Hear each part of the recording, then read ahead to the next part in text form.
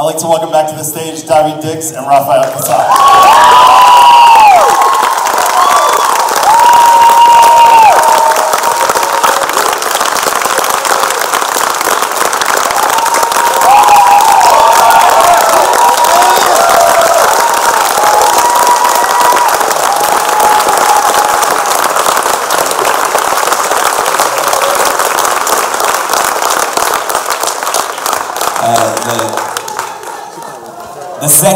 The second biggest win of this film, besides actually making it, is this song has E40 on it, and he's my favorite rapper.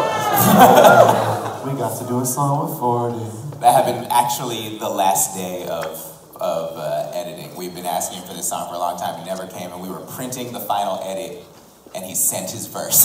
And we were like, well, it's going to cost $10,000 to open up the edit. Are we doing it? Absolutely.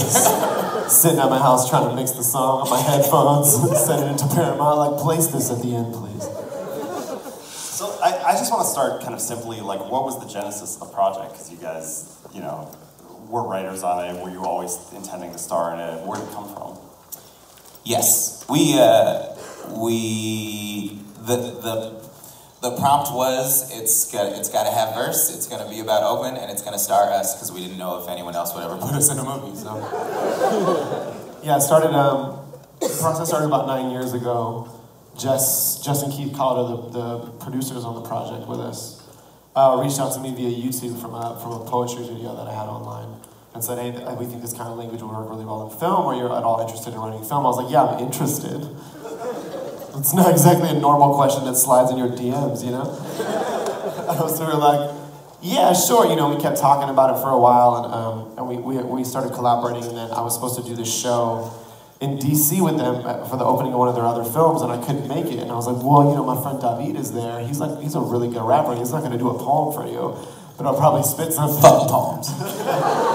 And he did. But they hit it off, and then we all realized, well, we should probably all just do a project together. This is also at Obama's first inauguration. Yeah. He's bearing the lead there. That's where this performance was. This is like at a screening they were having tied into all of the inauguration events in DC, which is why I was going to be there. Yeah, and then that was eight years ago or something like that. And we started writing the script then, and we had a bunch of almost making it moments. And then this last spring seemed like the right time to do it. Did you always know, like, what did you know you wanted to make it about? I mean, you had those three conditions, but what did you know you wanted to make the film about from the beginning? Well, early on, you know, Oscar Grant was killed pretty early on in our writing process, so you know, those issues came up. We always came back to, this is a film that has to represent the Oakland that we know on film. We'd never seen that done before in a way that made sense to us, so it was, so that was like, whenever we were wondering if we were doing something right, that's what we kept going back to. Well, does it feel honest? Does that actually feel like home? And so, because that became part of the discussion so prevalently when we started it, then that's one of the reasons that was initially the impetus for this film, for, you know, Collin's instigating incident. But I think what's interesting is how the conversation has changed over time with regards to those things. So when we started, everybody in Oakland was talking about Oscar Grant. His name was said, and his picture was on everybody's T-shirt, and the film we wrote originally was very much about a police shooting and about the specific victim, and the spectacle that came around it. You know, at that time there were so many more protests around these incidents, and then kind of happened over time is it's in such abundance now that by the time you even think to organize something about this shooting, there's another one, and we can't keep track. So in this film, you see, it just goes away so fast. It's the inciting sort of moment of the film, but it only sticks with Collin, which is that's the unfortunate part of the prompt, right? Is that the movie just got more relevant to make as time went on, and we sort of hoped it would be the opposite. And kind of adding on that, a lot has been made already, and the movie's not even out, about comparisons to something like Do the Right Thing. And you know, you can say a lot about thematically how it fits, but to me what I take away from that is this, the movie's in a way a collection of stories, and there's a lot of different incidents that happen to you guys throughout the course of it, but it's a collection of different stories that build up the theme. And did you always know? And then these kind of two very prevalent climaxes at the end. The one in the parking lot between you two, and then the scene with Ethan at the end. And did you always know? Did you kind of work backwards from there, or were you kind of throwing the stories in as you were writing? Yeah, I mean, those two moments are the oldest thing in the film. So that nigga conversation came about in like a fever dream of Rafa's one night where he like called me at like 4 in the morning, like, I got it. This is gonna be the most important thing in cinema. Read it, call me back. I was like, what? Who are you? What's happening? He was like working at the University of Madison at the time, like, and he called me and sent me this thing, and I sort of was like, oh, my friend's an asshole and he's crazy, and then I started reading, it was like, oh shit, and I called it back. And we sort of spiraled down that rabbit hole in that, and pretty much that scene, I mean, the version of that scene that we shot was twice as long. More. It's like a 9-minute scene. That's all one take. And we cut it down to 2:40. Yeah, thank God. Thank God. But Carlos made us run it all the way through. We never broke it up to shoot it. So we were doing this 9-minute thing. We did it. We said we'll do this 8 times, and he made us do it 12 times. But yeah, so it was in there for a long time. And that final scene was really. Rafa had written most of those bars as like a placeholder, and we kept, in all of our conversations about the film, we would like get to the end, and it was so, finally, like, it's just like, all right, we know this is happening here, this is a placeholder, you'll go over it, you'll like really digs it up, and do the whole thing.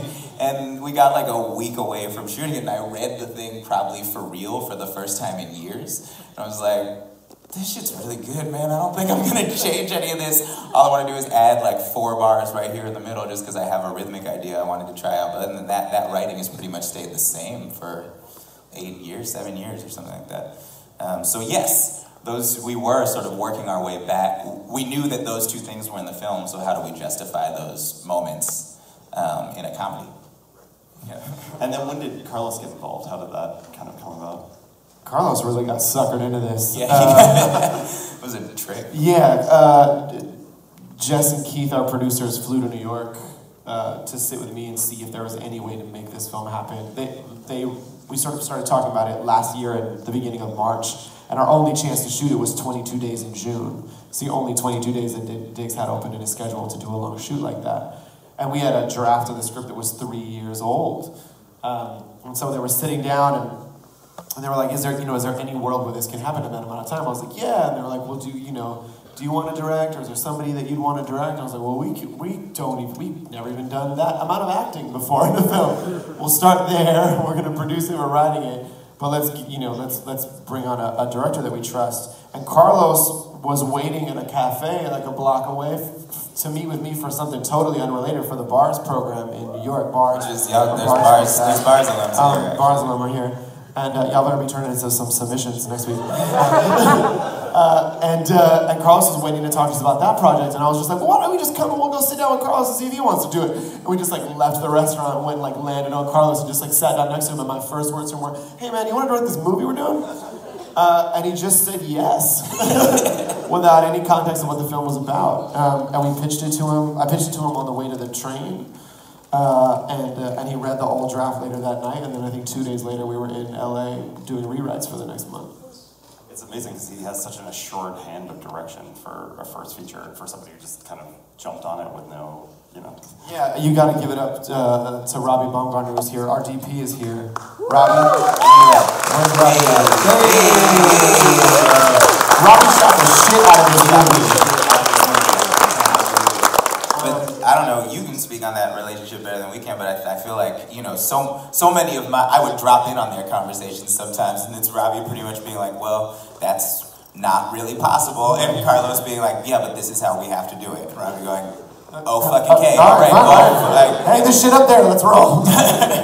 But his team was incredible and made a lot of impossible shit happen, and I think the sort of cooperation that they had of somebody who really knows how to make movies work and make them beautiful, and somebody who was stubborn enough to say, I really need it to happen like this, and then, you know, Robbie sort of also being a genius and being like, okay, well, if we need it to happen like this, then we're gonna figure it out, was kind of like a magic thing. As soon as I started seeing daily, you know, and I didn't like to watch myself, so I would watch like little tiny seconds of things. But every time I saw something, it was just like, Jesus Christ, this looks so good. Like looked so much better than the vision of it in my head was.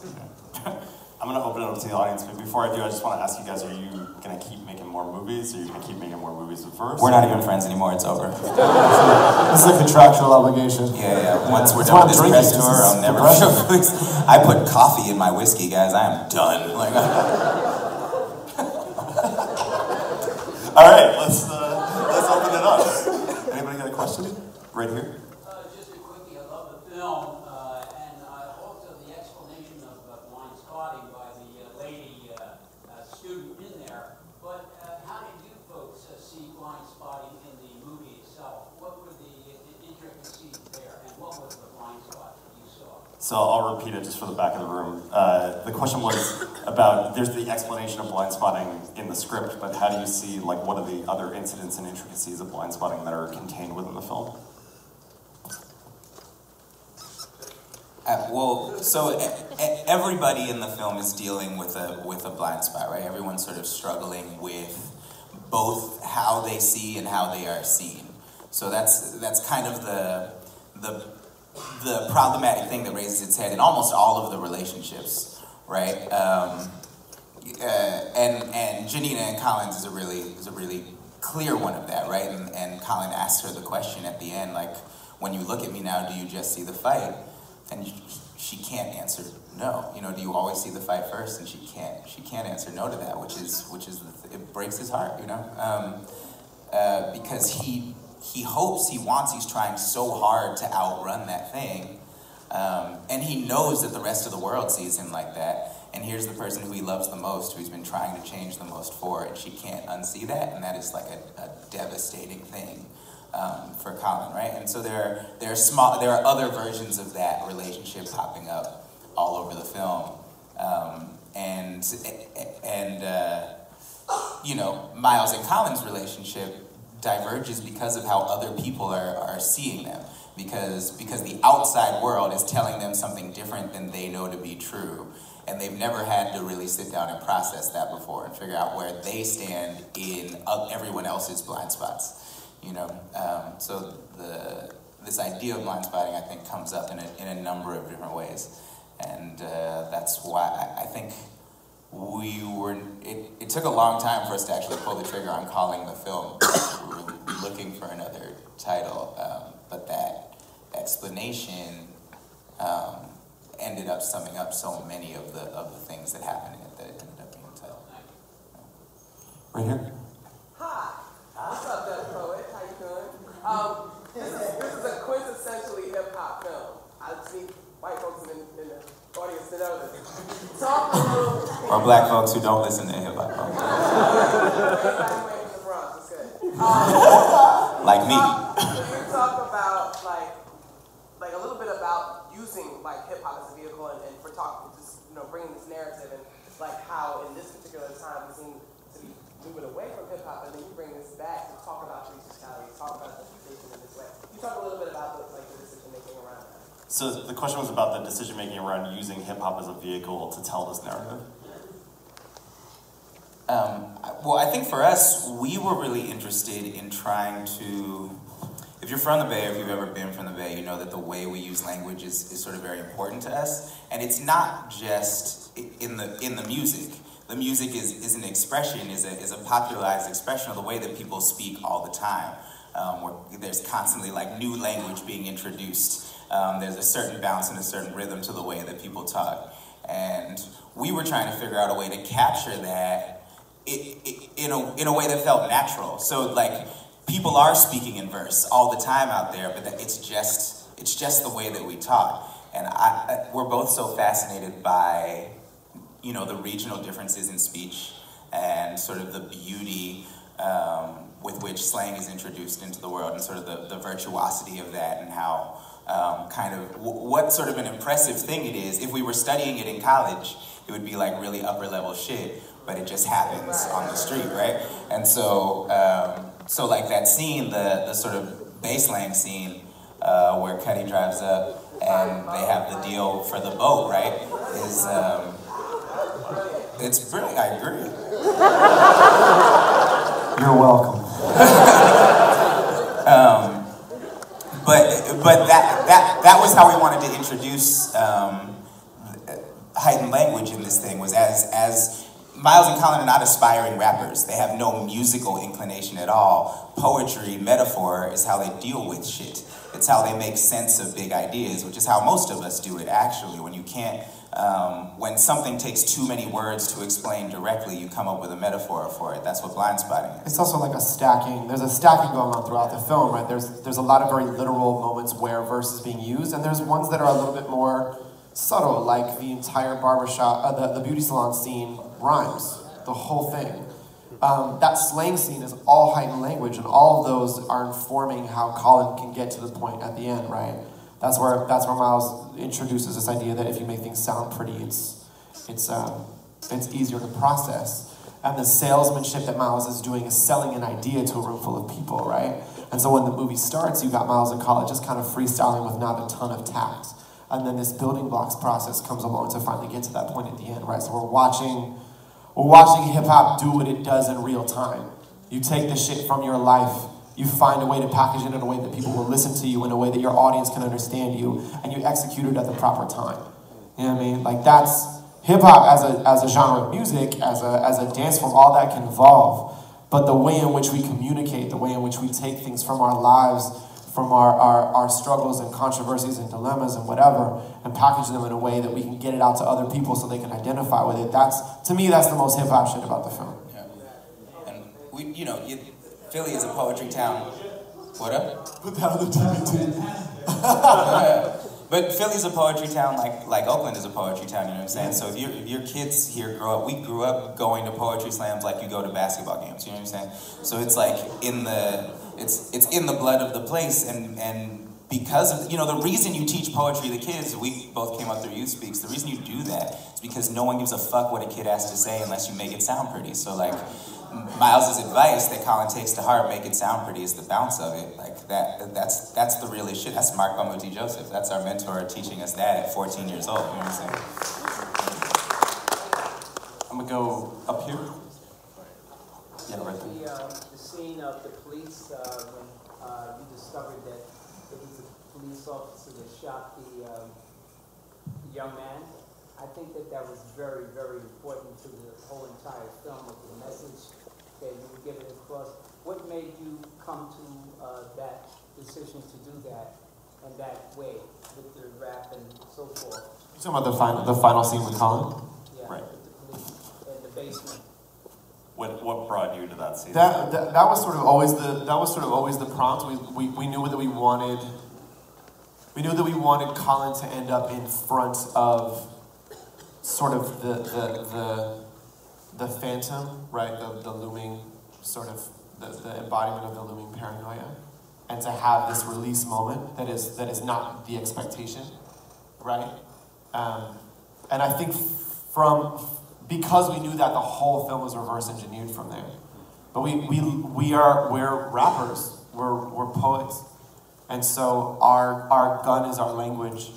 And so we thought it was interesting to use this flip of the gun to be a condition to have to listen, right? Like, I feel like oppressed people in this country are always under the gun. So I love the idea that in this culminating scene, we flip that pressure around so that you get to hold court, we don't get the luxury of hearing the victims of police shootings get to talk because they're not here. You know what I mean? So having this moment at the end of the film where a person who's been living with this memory for 3 days get to talk to a cop in his own home is like, we can only do that in a film. It's what saves him. I mean, Collin probably wouldn't have made it if this moment hadn't happened, but he was listened to. And it probably changes nothing, right? But he was heard. He was able to make himself heard, and that, you know, it keeps him from going over the edge. And what I always love most about that scene is that he's not, to me, this is just me, everyone will interpret the film differently, and I don't want to like shift anyone's perception, but to me that scene was always Collin telling Miles how he felt. You know what I'm saying? He's pointing it this way at this officer, but he's really talking to Miles behind him. Because it's the first time that Miles understands where he's at. I think we talk about this a lot with like male vulnerability, that like we have a really hard time doing anything but yelling at each other or laughing with each other. So we search for those vulnerable moments to be like fully true and honest. And it feels like the first time in the film, the only time in the film, that Collin gets to be fully honest with where he's at. That's why I love that line that comes after, like, are you okay? No. And we're not gonna put a fucking bow on this for you. Like, we'll make you laugh, you know? This turn at the end is like, well, you can't point another gun at a customer. Like, that's just so y'all can laugh, so we can get up out of here and not be like, fuck, you know? But it's not even a very good joke. We talk about it all the time, like, it's just, you're just ready to laugh. Just ready to let like go. making a comedy about this. Yeah. Because you gotta laugh. All right, we have time for one more. I'm gonna go right here in the center. Thank you. And actually, speaking of laughing, that's connected to my question, because I'm still perplexed and like, but also really grateful that this is a comedy. And so I'm just curious about the choice you made to make it a comedy and how you were able to stick to that throughout this process. So the question was about the choice to make this movie a comedy and how you were able to stick to it throughout this process. I'm gonna let Diggs answer the real version of that, but my version is that I just kept making fucking jokes. Yeah, well, that is pretty much the real version. I mean, I think that because, like I said, right, everything for us, the barometer for this was always, does it feel honest to the way we grew up and the place we grew up in. In the Bay Area, like a lot of places in Flux, I think, are places where high and low exist with each other all the time, at the same time, without commenting on it. And that's also a thing about, and also the thing about male friendships, about how we're always gonna go to the joke. If there's a joke there, we're gonna go there, because that's acceptable. And so I think in writing the script, we were always looking for the joke. If there was a way to make a joke in a scene, we were gonna find it. You know, and that is also what Miles and Collin are doing the whole time, just trying to find the joke, because that's how you are able to go on. And so the film is sort of spiraling to this point where all of a sudden they finally can't make a joke out of a thing. And then once they get it off their chest, they can start making jokes. But that was really it. It was about checking in with that, does this feel like the way that we talk in the Bay? And they were all, yeah, there were great wild scenes that got cut, like where people are making all kinds of jokes about police shootings. Where it's just like there's this one party scene where everybody there is like trying to turn all of the names of shooting victims into jokes and stuff, which was pretty funny. But but there was no place for it in the film ultimately. But that is the way that we deal with things. And if you live in times of crisis, you live in a war zone, you still can't be sad all the time. You have to get out of bed. And so like the humor in the film functions, I hope, for the audience the same way it functions for the characters, which is that it is why we are able to continue going through the film. Like I remember being at a funeral of somebody who was like around my age that got shot and killed. And we're at the buffet afterwards. This guy who got killed was like allergic to shellfish. And they served it at the thing afterwards. And my friend just walked and went, motherfucker, they didn't wait a day before serving this shit after he died. Like, that's the joke. And like, it's not that funny. But it was funny as shit to us. Because it